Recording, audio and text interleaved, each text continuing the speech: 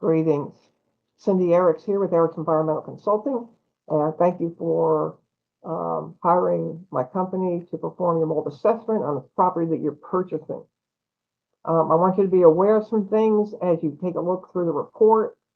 And I want you to know some things in advance as you read the report and try to understand it and interpret it. Of course, if you have any questions, please feel free to let us know. Because we're glad to help you in any areas that aren't clear to you.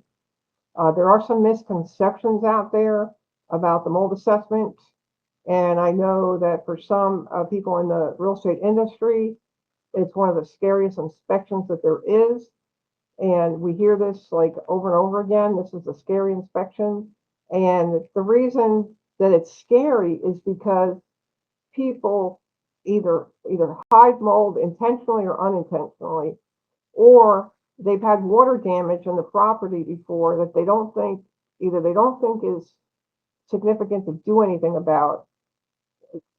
For instance, adequately instantly dry out properly so that it doesn't grow mold, or they've had water damage that was improperly handled by their dry out company or their mold remediation company, or their insurance company sent somebody to take care of it and they didn't handle it properly. So the kinds of things that happen are you get a spill of water from like an air conditioner, refrigerator, ice maker line, a supply line under a sink, a drain line under a sink, a commode shutoff line,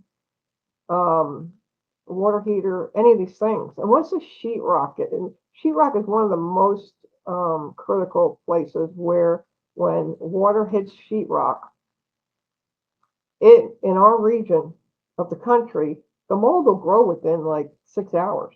It's very well known, although most of the time the insurance companies say it takes a really long time for that to happen, and it's not true. And so I'm here to tell you that the sheetrock gets damaged, and you can look at some of the other videos on the channel to kind of learn a little bit more about it. But the sheetrock gets wet, and the sheetrock is up against studs. And at the very base of the wall, there's something called the bottom plate, and it's a stud that runs horizontally, and the sheetrock is pressed up against it.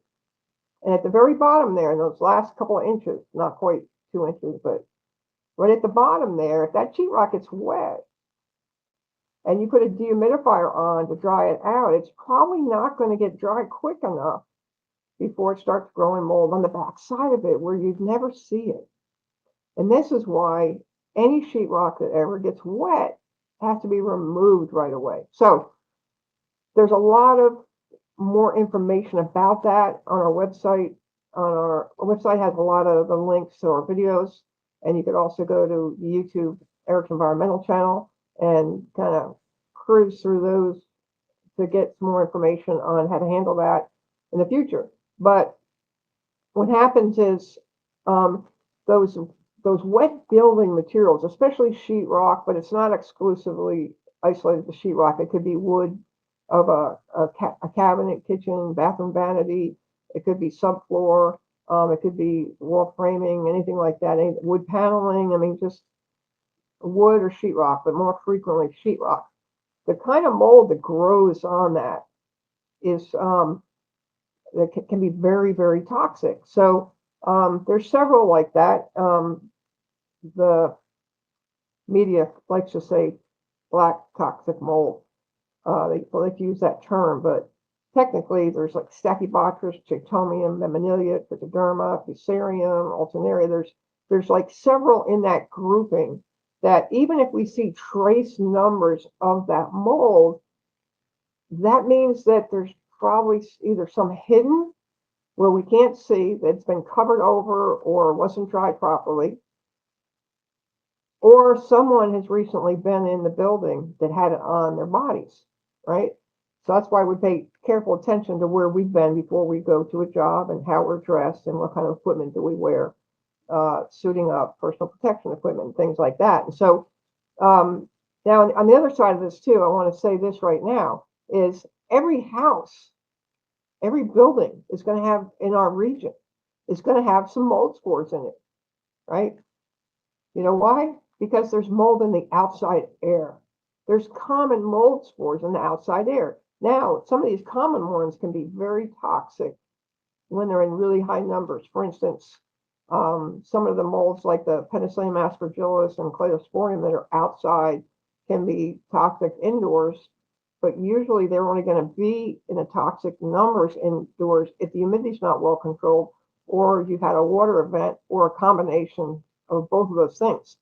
And so we find HVAC systems frequently having problems with increased moisture inside of them, which drive the humidity up in buildings, and then add to this. And then you look at the winters where it's nice and cool, but yet the humidity is really high, and there's a lot of different reasons. Again, go back to the website or the YouTube channel to get more information on that. But we're not talking about mold spores that aren't elevated. So we consider any level of toxic spores to be problematic, especially if we can't see anything that is directly, possibly, probably related to those spores being present. And so a lot of times we wouldn't know where to send a remediator to go. Sometimes we may see some stains in a base cabinet and say, look, the first place to look, if that's the only place in the whole house that we see staining, there's like a dead space beneath your base cabinet, your vanity, your kitchen cabinet, and that water goes down. Gravity takes it down. It's going to seep down to any little opening it can get, and the moisture will stay down there, and this kind of mold will grow down there. It's super common. It happens all the time. I've got at least 1 or 2 videos about it that you can see. So when we find trace, like a spore of Stachybotrys, a spore of Chaetomium, we want to know why that spore's there, because it could easily mean hidden mold, or mold that was covered up, or covered up unintentionally or intentionally, or just by somebody that just doesn't know what they're doing. And there's a whole lot of people that don't know what they're doing. By the way, there's a whole lot of mold assessors that'll come out and inspect a property and not say one thing about those trace spores. And then you're left with some mold toxicity in your house. Or what about if you're super, super sensitive to it and you start getting sick right away? I mean, we don't want that, right? So we're going to be looking. We see even trace levels of those terrible molds, then we want to know where they came from, right? We can't see through walls and floors. We have scopes, we have borescopes, we have infrared cameras, we have moisture meters, and we have all kinds of great tools, right? But we're not Superman or Superwoman. So take a look through your report. It's many pages. Please don't get overwhelmed by the many pages. You're going to have your intro page, your overview page, your lab report page, then you're going to have your mold protocol. If there's mold present, you're going to have the protocol page, and then you're going to have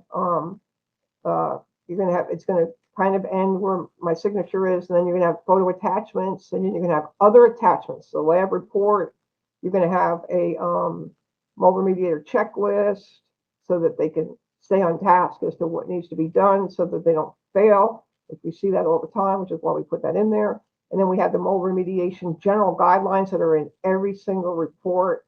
You'll see those attachments. You see attachments about maintenance and how to maintain your home, humidity control attachments.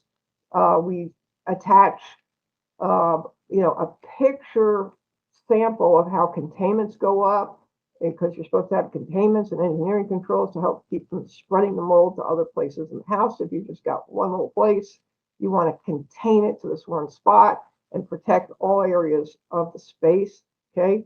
And then we've got the mold statutes, which clearly state that the assessor cannot perform the remediation, okay, for 12 months on that property. Your assessor cannot perform the remediation, and many other things about the Florida statutes governing our license.